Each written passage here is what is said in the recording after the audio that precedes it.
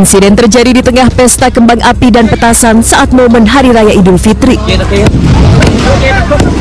Seorang penonton tewas akibat terkena petasan di bagian kepala. Pesta kembang api dan petasan ini berlangsung di Langgar Desa Panggurayan, Kecamatan Popo, Kabupaten Pamekasan, Jawa Timur. Pesta kembang api dan petasan dilakukan pada momen Hari Raya Idul Fitri saat malam hari. Jumlah kembang api dan petasan yang digunakan mencapai ribuan dengan berbagai macam jenis dan ukuran. Korban ledakan mercon yang ada di Desa Panggurayan, Kecamatan Popo, Kabupaten Pamekasan. Jadi kurang lebih pukul 19.00 masyarakat Panggurayan yang biasa mengadakan tradisi menyulut petasan ini benar-benar adanya korban meninggal dunia. Pihak kepolisian hingga kini masih menyelidiki pihak yang bertanggung jawab dalam penyelenggaraan pesta kembang api dan petasan yang berujung maut tersebut. Dari Pamekasan, Jawa Timur, Dedi Prianto, iNews melaporkan.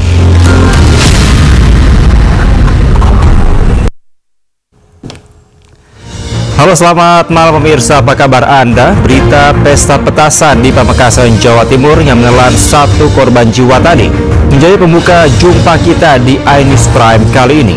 Kami juga memiliki informasi terkait momen lebaran yang digunakan oleh warga untuk berkunjung ke sejumlah lokasi wisata. Bersama saya, Kevin Pakan, inilah iNews Prime selengkapnya.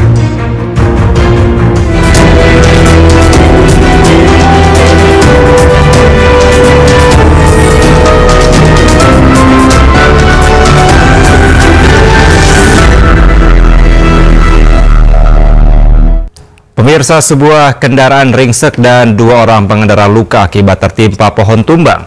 Pohon tumbang terjadi usai hujan deras yang disertai dengan angin kencang di wilayah Kota Bogor, Jawa Barat.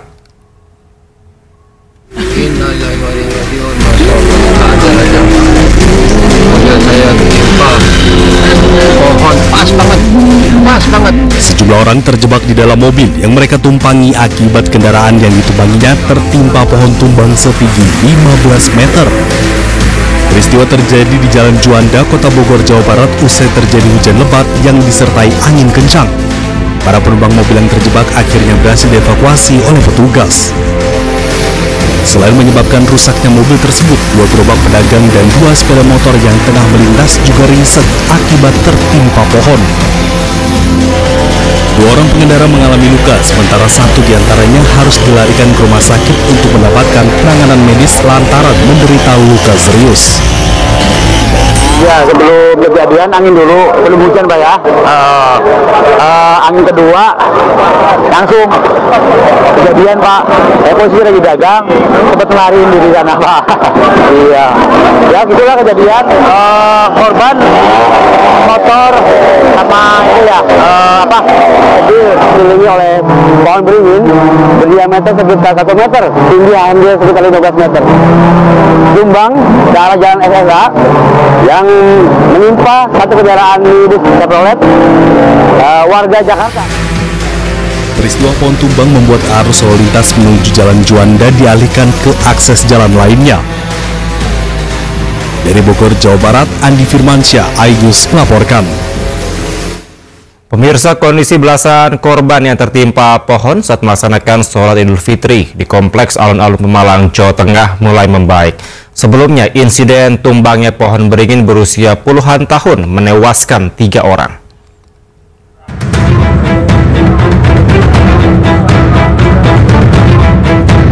12 korban luka-luka dalam insiden tumbangnya sebuah pohon beringin tua saat pelaksanaan sholat Idul Fitri di Kompleks Alun-Alun Pemalang, Jawa Tengah mulai membaik.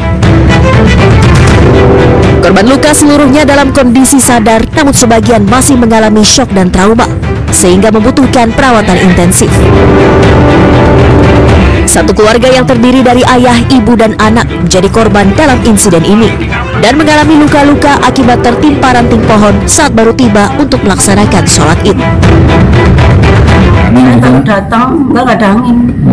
Terus datang baru berlari itu sejadah, terus baru duduk. Ibu sudah tertimpa di bagian mana? Di sininya. Ranting. Rantingnya. Kalau bapak? Mungkin ranting gede. Gede. Karena bocor. Terus Ibu anaknya kena di bagian juga. Saya, iya. Nah, dua-duanya kena semua. Kena semua. Sebelumnya pohon beringin usia puluhan tahun menimpa jemaah sholat Idul Fitri di Kompleks Alun-Alun Pemalang, Jawa Tengah. Pasca kejadian, lokasi tumbangnya pohon di Alun-Alun Pemalang sudah diberi garis polisi dan ditutup untuk umum. Insiden ini menewaskan 3 orang yang seluruhnya merupakan warga Kelurahan Pelutan Pemalang. Ketiga korban telah dimakamkan pada Senin sore lalu. Dari Pemalang, Jawa Tengah, Suryono Soekarno, iNews melaporkan. Pemirsa, polisi memberhentikan dan menegur pengemudi mobil bak terbuka yang mengangkut penumpang untuk menuju lokasi wisata. Sebelumnya polisi melarang mobil pick-up atau bak terbuka digunakan untuk mengangkut orang.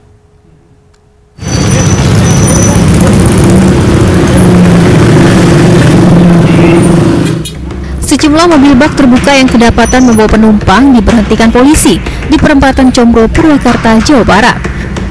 Bak terbuka berpenumpang ini digunakan untuk mengangkut warga yang hendak berwisata. Selain diberhentikan, pengemudi mobil juga mendapat teguran oleh polisi. Selain itu, polisi juga memberi himbauan pada sopir untuk tidak membawa rombongan warga ke tempat wisata karena rawan terjadi kecelakaan. Sementara para sopir bak terbuka beralasan menggunakan bak terbuka lebih ekonomis. Adanya pick-up, Pak. Adanya pick-up. Kan ini apa namanya itu dilarang, Pak, ini, Pak. Iya. Tahu tadi ini dilarang, Pak, ya? Tahu, kirain hari raya bisa. Mau ke Cikau, Pak. Dari mana? Dari Cikampek. Kenapa? Iya. Khususnya pada saat pelaksanaan operasi Ketupat Lodaya 2025 ini, pada saat ini H+1 terkait arus lalu lintas yang terlihat pada saat ini yaitu banyaknya pengunjung yang menggunakan kendaraan bak terbuka atau kendaraan angkutan yang digunakan untuk mengangkut orang. Di hari kedua Lebaran, arus lalu lintas di jalur arteri Jakarta-Bandung, tepatnya perempatan Combro, Purwakarta, terpantau padat. Rata-rata kendaraan membawa warga yang hendak bersilaturahmi serta menuju sejumlah lokasi wisata di Purwakarta dan Bandung. Guna mencegah kemacetan, polisi melakukan rekayasa arus lalu lintas dengan pengalihan dan buka tutup secara situasional. Diperkirakan kepadatan arus wisata di jalur arteri Purwakarta masih akan berlangsung hingga berakhirnya cuti bersama libur Lebaran. Dari Purwakarta, Jawa Barat, Irwan, iNews melaporkan. Pemirsa, Lebaran hari kedua kawasan wisata Puncak Bogor, Jawa Barat mulai dipadati ribuan kendaraan yang akan berlibur atau bersilaturahmi. Untuk mengurai kepadatan, polisi memberlakukan rekayasa lalu lintas satu arah dan ganjil genap sejak pagi. Ribuan kendaraan roda 4 dan roda 2 yang memasuki jalur wisata Puncak Bogor mulai eksit tol Ciawi menuju Simpang Gadok terpantau mengular. Demi mengurai kemacetan, Satlantas Polres Bogor memberlakukan rekayasa lalu lintas dengan memberlakukan one way atau satu arah dan juga ganjil genap kendaraan dari arah Jakarta menuju jalur wisata Puncak. Polisi menyebut 9.000 kendaraan memasuki jalur wisata Puncak sejak Selasa pagi.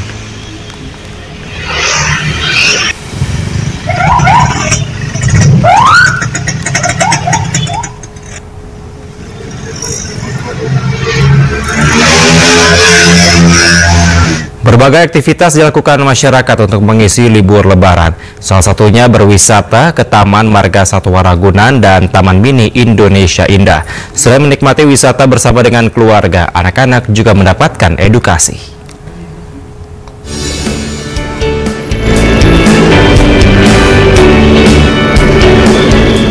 Lebaran di hari kedua, banyak warga yang mengunjungi tempat-tempat wisata seperti Taman Marga Satwa Ragunan. Arus lalu lintas menuju ke Ragunan pun sempat tersendat imbas dari membludaknya wisatawan yang ingin berkunjung ke Taman Marga Satwa Ragunan. Diketahui, Taman Marga Satwa Ragunan baru beroperasi kembali pada H+1 Lebaran karena tutup di hari Lebaran pertama. Tercatat ada sebanyak 40.000 pengunjung memadati Taman Marga Satwa Ragunan untuk menghabiskan waktu libur Lebaran bersama keluarga.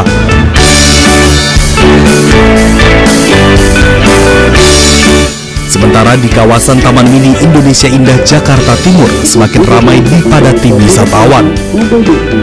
Ribuan kendaraan baik mobil dan motor antre memasuki area parkir TMII.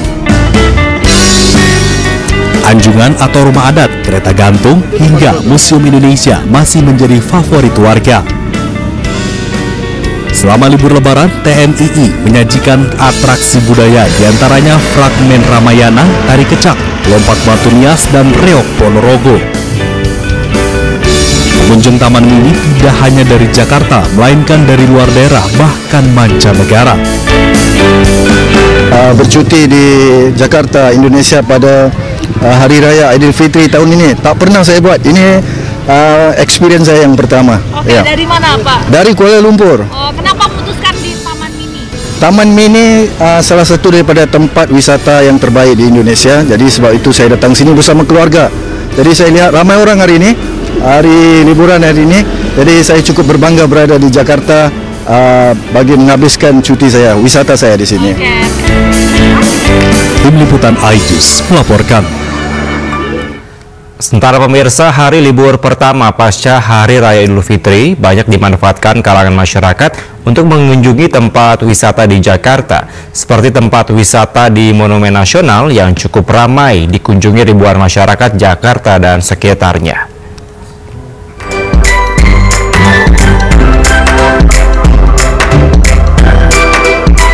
Usai merayakan Idul Fitri bersama keluarga, ribuan masyarakat Jakarta dan sekitarnya mulai mengunjungi tempat wisata seperti Monumen Nasional Jakarta Pusat. Pada Selasa pagi, ratusan warga memasuki pintu Monas di Jalan Merdeka Selatan untuk berwisata bersama keluarga. Terpantau kawasan Monas cukup ramai dengan puncak Tugu Monas sebagai tujuan utama wisata. Beberapa pengunjung menuturkan rela mengantre lebih dari 2 jam demi naik langsung ke area puncak Monas yang dibuka berdasarkan nomor antrean. Kendati demikian, sejumlah pengunjung mengeluhkan pengapnya antrean di dalam ruangan menuju lift yang akan membawa ke puncak Monas. Cukup padat. Sebenarnya kalau ngantri lama nggak masalah, cuman kayak menurut aku sistem antrian di sini harus diperbaiki, terutama yang ngantri di lift karena lihat jubel banget. Jadi sistem ulernya tuh pengularannya antriannya harus diperbaiki karena kalau nggak kasihan tadi disuruh jubel-jubelan gitu kayak anak kecil, orang tua gitu. Cuman mungkin sistemnya harus diperbaiki sih, kayak ngantri ulernya mungkin di luar gitu, jadi lebih dapat udara yang bagus. Sebagian besar pengunjung Monas berharap pengelolaan objek wisata nasional ini dapat ditingkatkan. Misalnya seperti ada akses tangga eskalator demi menjaga kenyamanan warga berwisata. Apalagi dari data pengelola Monas, pada hari libur weekend ataupun libur nasional, Monas bisa menerima kunjungan lebih dari 6.000 pengunjung setiap harinya. Dari Jakarta, Raharjo Patmo, iNews melaporkan. Pemirsa, 1 hari setelah Lebaran, belasan ribu kendaraan mulai memadati Bandung untuk berwisata. Sebanyak 11.000 kendaraan masuk ke kota Bandung melalui gerbang tol Paster.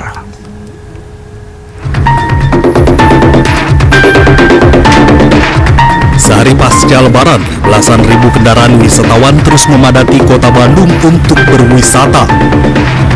Kemacetan sudah terjadi selepas gerbang tol Paster. Mayoritas kendaraan yang masuk ke kota Bandung berasal dari Jabodetabek. Sebagian besar kendaraan mengarah ke jalur objek wisata Lembang, Kabupaten Bandung Barat. Ada beberapa titik kemacetan saat dalam perjalanan menuju kota Bandung.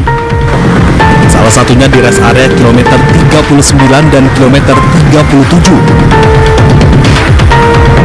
Data NDZ, ya lumayan, hari ini lumayan padat lalu lintas untuk tujuan luar kota, terutama ke Bandung. Tadi memang kita tujuannya ke Bandung, jadi lumayan padat.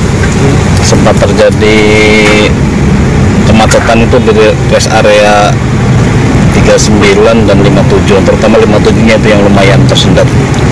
Sekitar berapa lama tersendat? Saya naruh normalnya 2,5 jam, ya lebih dari 1 jam. Lebih dari 1 jam? Dari 1 jam. Diprediksi kemacetan akan terus terjadi hingga tanggal 6 April mengingat libur Lebaran akan berakhir hari Minggu mendatang. Dari Bandung, Jawa Barat, Ervan David, iNews melaporkan. Ribuan warga Yogyakarta berebut gunungan dalam rangka Grebek Syawal yang digelar di Keraton Yogyakarta. Ainis Prime segera kembali.